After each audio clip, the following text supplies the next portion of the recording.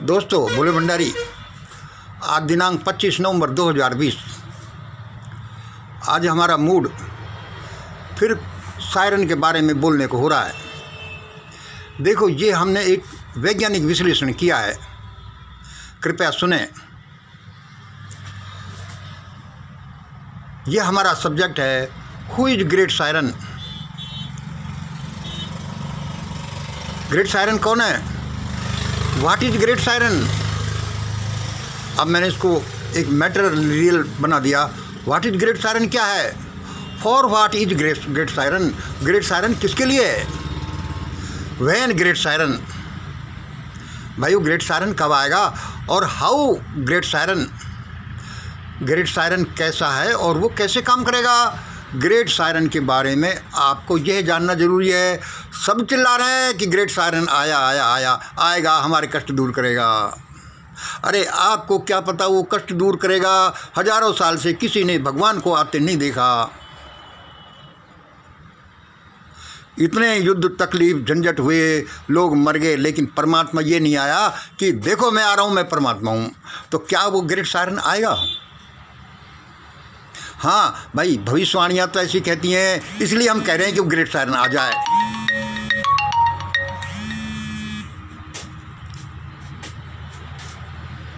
अच्छा भाई, देखिए आज क्या है कि लोग सारे एक ही आशा किए हुए हैं कि भाई ग्रेट सायरन आ जाए, लेकिन यह कोई नहीं जानता कि ग्रेट सायरन होता क्या है, वह क्यों आ जाए, आखिरकार वह किस चीज़ का नाम है, किस चिड़िया का नाम है। तो ये क्या है? दिस, मैंने इट भी ले दिया है कि this it is a man, कि भाई वो तो कोई आदमी है जो सभी लोग सोच रहे हैं कि भाई आदमी आएगा, हमारा उद्धार करेगा। जबकि हम अब विश्लेषण करते हैं तो पाते हैं कि भाई वो तो एक फार्मूला है। फिर हम देखते हैं कि भाई वो ग्रेट सायरन नाम का जो जिसका इंतजार हो रहा है, वे तो परिस्थितियां हैं। परिस्थितियां कोई खास बनेंगी, फिर कोई महान आदमी निकल जाएगा, वो शायद होगा। फिर हम देखते हैं कि भाई ग्रेट सायरन, वो तो एक साइंस है, विज्ञान है, वह बड़ा विज्ञानी होगा। और लोग कहते हैं कि भाई वो तो अवतार है, ही इज एन इनकारनेशन। और क्या लोग कहते हैं, अरे ग्रेट सायरन कुछ नहीं यार, यह तो एक कंपल्सन है, मजबूरी है। हालत ऐसे बनेंगी, किसी को मजबूरी में ये कहेंगे बड़ा आदमी वह ग्रेट सायरन होगा। फिर कुछ क्या कहते हैं, ये भविष्यवाणी है भाई साहब, इनका क्या है। भविष्यवाणी कर दी, ऐसा होगा, कब होती है, नहीं होती है, किस रूप में होती है, भविष्यवाणी है। फिर इसमें है कि ग्रेट सायरन वो एक मूवमेंट है, वो एक आंदोलन है जो कुछ करने के लिए आएगा। फिर हम जैसे कोई कहते हैं कि वह एक संकल्प का नाम होगा, जो अपने संकल्प से लोगों के साथ मिलकर कुछ बड़ा बड़ा काम करेगा। अब आप यहाँ देखिए कि एक चीज़ चलती है, मान लो यह ले लो, एक कार है। यह कार क्या है? यह कार क्या है भाई? लोहा, प्लास्टिक और कुछ सिल्वर इत्यादि, किसी मेटर का नहीं, एल्यूमिनियम इत्यादि, इनका मेल है। ये पुलंदासा ये कार है। फिर हम देखते हैं कि यही कार नहीं है, ये तो इसका एक बॉडी है। यह किसी चीज़ का एक फार्मूला है, जो फार्मूले का कॉम्बिनेशन होता है तो ये चीज़ आगे बढ़ती है। उसी में हम देखते हैं कि इसमें तो विज्ञान है, एक ही विज्ञान नहीं, बड़े विज्ञानों का कॉन्फ्लुएंस है। ये एक कॉम्बिनेशन है। और वह क्या बनती है? वो भाई मेटल से, प्लास्टिक से, वो एक बैटरी से, लीवर से, व्हील से, एक इंजन से, ब्रेक से और लीवर से और कई चीज़ों से मिलकर हमें एक ऐसा कॉम्बिनेशन फार्मूला बनता है। हम कहते हैं कि car is a formula that runs. वो बड़ी अच्छी स्पीड में दौड़ती है, आपको कहीं से कहीं पहुंचाती है, सर्दी गर्मी से आपकी रक्षा करती है, वगैरह वगैरह। तो भाई ये कार है। अब हम देखें कि भाई भारत में क्या सचमुच में वो आ रहा है तो क्यों आ रहा है, क्या ये भविष्यवाणियाँ सही सिद्ध होंगी, और फिर हम थोड़ा सा इसको डिटेल देखें कि वह द ग्रेट सायरन वह एक महान आदमी होगा। He is a man, a great man. वह कई तरह के विज्ञानों से ओतप्रोत होगा, क्योंकि जैसी भविष्यवाणी की जाती है भाई बिना विज्ञानों के तो वह अपना काम नहीं कर सकता।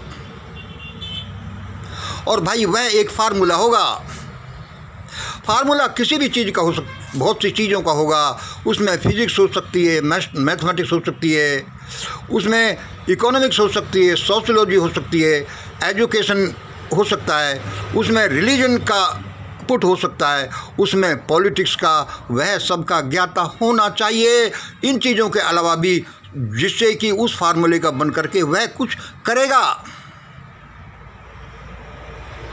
वह एक साइंस होगा, वह साइंस एज का, मैनी साइंस एज का कॉन्फ्रेंस होगा कि भाई ये साइंस मिलाकर ऐसा किया जाए।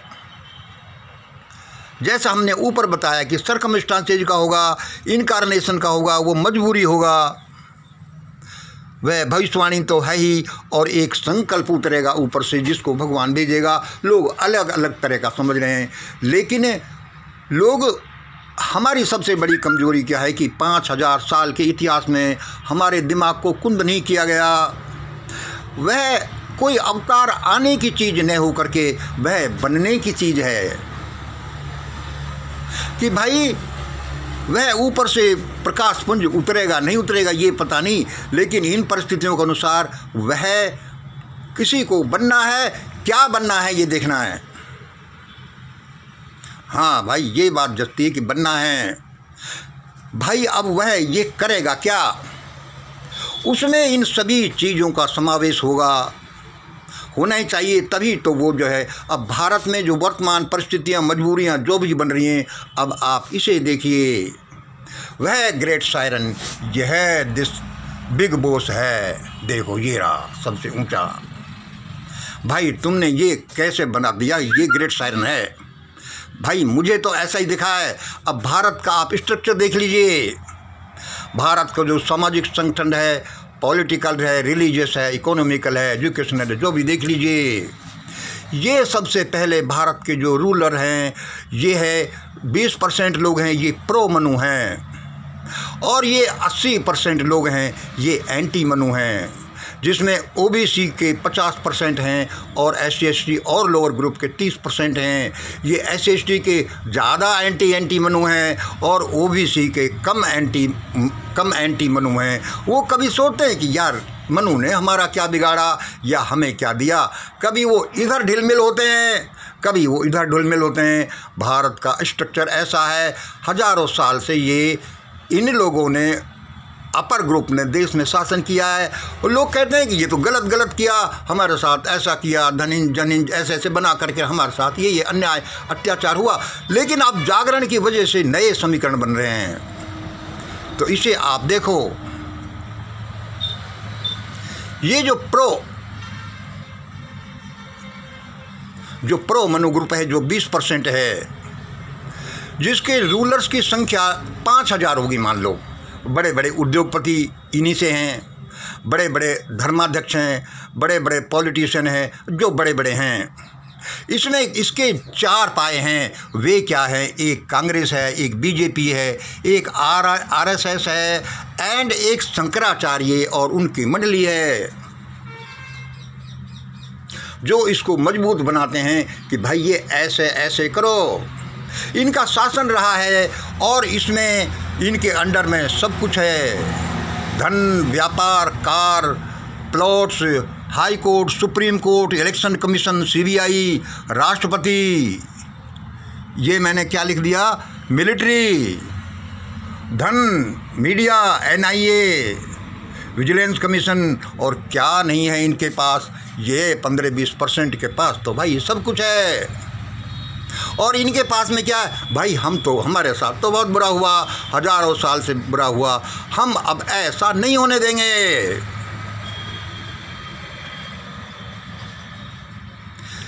इसमें जो VC इत्यादि हैं, ये रूलर्स जो समझ लो 5,000 हैं ऊंचे बड़े बड़े लोग, इसमें से 10 से 15 करोड़ लोग ऐसे हैं जो अपर ग्रुप के हैं, जो रूलर तो नहीं हैं लेकिन सपोर्टर हैं, बैकबोन हैं, फंडर हैं इस सब के।